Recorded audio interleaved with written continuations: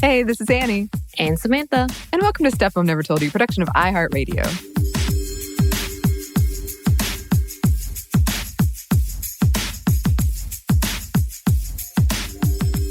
All right, Anney, I have to ask you a question. You ready for my question? Have you ever had a minimum wage job? Yes. What was it?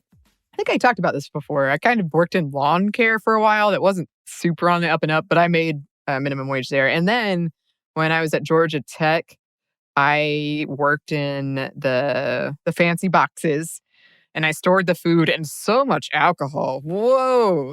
And then I got anything people needed, and then I cleaned the box and I made sure no one went home, no one drove drunk. And that was a minimum wage job. Oh, okay. That's nice. Yeah, so my first job was a minimum wage job, and I was 14. I think I've talked about this before. On the cusp of being 15, I definitely had to have it signed off, and I worked at Dairy Queen. Right. So I was very excited. I've worked a majority of my, life, essentially. So I got that. I worked at the Piggly Wiggly. Oh, whoa. Yes, I did. And I was working there for minimum wage. And then as I was about to quit, because I was going to go cheerlead. Oh. Yes. This is a roller coaster. So many things. They bumped my pay like $1.20 to try to keep me. Because I was that good, y'all. That good at the Piggly Wiggly. Just at the Piggly Wiggly. I was killing it at the Piggly Wiggly. Wow. And then I moved on to doing daycare, which wasn't minimum wage, but close to. And then, in college, I worked at a bookstore, and that was minimum wage. But I did it because you got discounts on books. Yes. And that was the key. But so if you can't tell, we are talking about the minimum wage. So if you've been watching the news, and like many people in the U.S. have been waiting for someone to do something in regards to the stimulus package, and though there's so many things that are happening with all the details of the package and the continued negotiations between the different parts of the government, the package has passed from the House onto the Senate as of today. So we're still waiting. March 4th, 2021. We're putting a date on this because, when this releases, who knows? Who knows?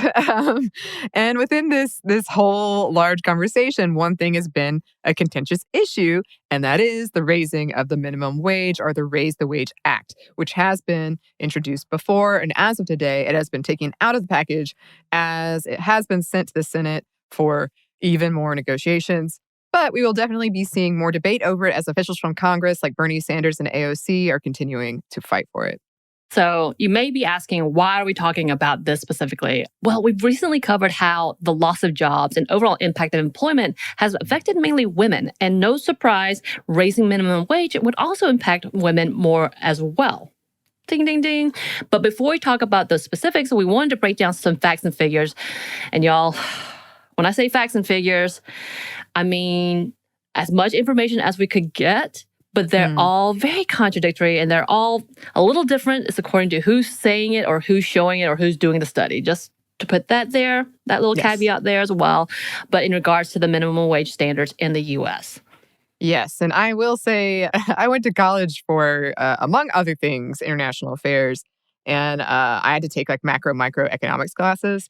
And it really does depend. It is a fiercely economic theoretical thought experiment a lot of times, and very political. And depending on what theory you believe in, it can absolutely get very, very confusing and messy.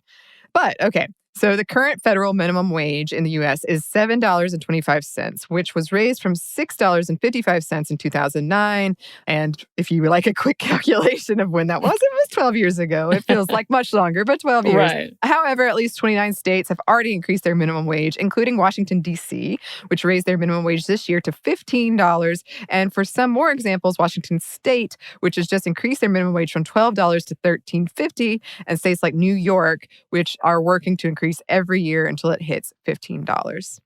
And it would not be an overnight fix, but a slow increase, as many of the states have done, with it finally hitting the $15 mark by 2025. And also, just a reminder, it calls for an increase for tipped workers as well, who are paid $2.13. Oh, I forgot to, I had that job too. For 2 weeks, and then I broke my ankle, and then they never paid me, and they never fired me. So maybe I'm still working at the Longhorn in Dawsonville, Georgia. Oh, yeah, I guess Orpheus, I was technically making minimum wage, but my tips always were so good that it didn't. Yeah. It didn't I seem didn't like think it. about it that way, but yeah, keep going. Right. Yes. So these workers, tipped workers who are paid $2.13 unless they don't meet the minimum wage amount after those tips. Right. So they'll increase it to the actual minimum wage because they're required to by law. But some larger corporations have also moved forward with raising minimum wage as well, including Target, Costco, Starbucks, and even Amazon. But don't get us started with all the other issues of these companies. We'll save those for a different episode. Maybe, Yes. if you want us to. I mean, of course, big business will less likely be affected in raising the wages for their workers, as many of them, specifically the ones we previously mentioned, are racking up billions of dollars in profits. However, many are arguing that the smaller businesses will be the ones that are affected and may not be able to remain open if wages were increased. But again, there's a lot of back and forth about what those numbers could actually be. Right. Some research says that the private sector could cost over 15,000 jobs, while another study says that it could increase job growth and that past increases of the minimum wage have made no real difference and did not result in job reduction. So to say that the research seems to vary by the people or entities or corporations or whatever are presenting it is not wrong. Right. But how does this specifically affect women in the United States? Well, as we talked about previously, a majority of what are considered essential workers, including teachers, caregivers, hospital workers, and service industry workers, are mainly made up of women.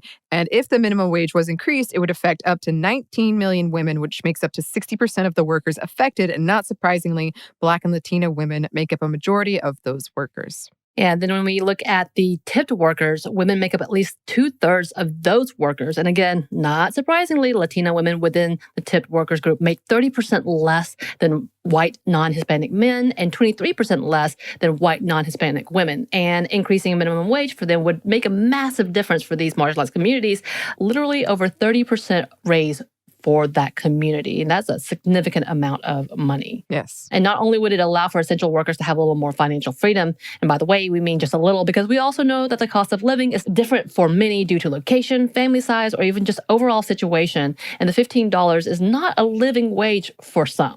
Just that. Put that out there. But it would help actually narrow the gender gap as well.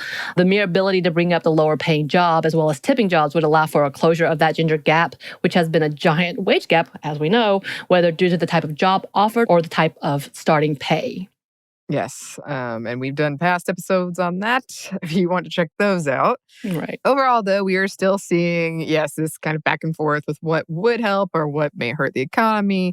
There are a lot of positives to this whole thing, including that it could pull up to 1.3 million households above the poverty line, can stimulate the economy through increased spending. It could even help with satisfaction and job attainment, which could help individual companies save money as well.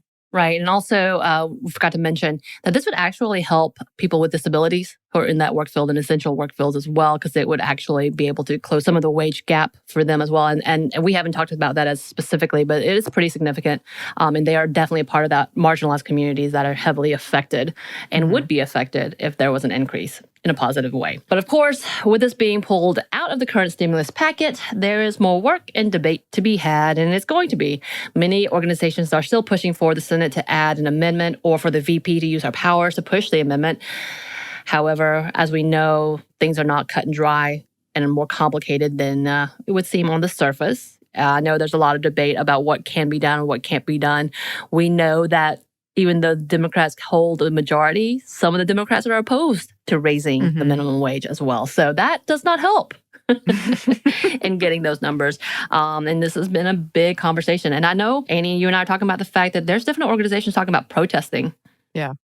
And or actually making some kind of action to show that they are overwhelmingly supporting the raise. And according to one study, at least it said, I think over 50%, like 59% of the Republicans who were surveyed actually was in favor of raising the minimum wage as well. Yeah. It seems to have high public support, pretty high public support. So we shall see. We shall see what happens. In the meantime, listeners, please email us any topics you think that we should cover. We always love hearing from you. Our email is stuffmediamomstuff@iheartmedia.com. You can also find us on Instagram at Stuff Mom Never Told You or on Twitter at MomStuffPodcast. Thanks as always to our super producer, Christina. Thank you, Christina. And thanks to you for listening. Stuff Mom Never Told You is a production of iHeartRadio. For more podcasts from iHeartRadio, visit the iHeartRadio app, Apple Podcasts, or wherever you listen to your favorite shows.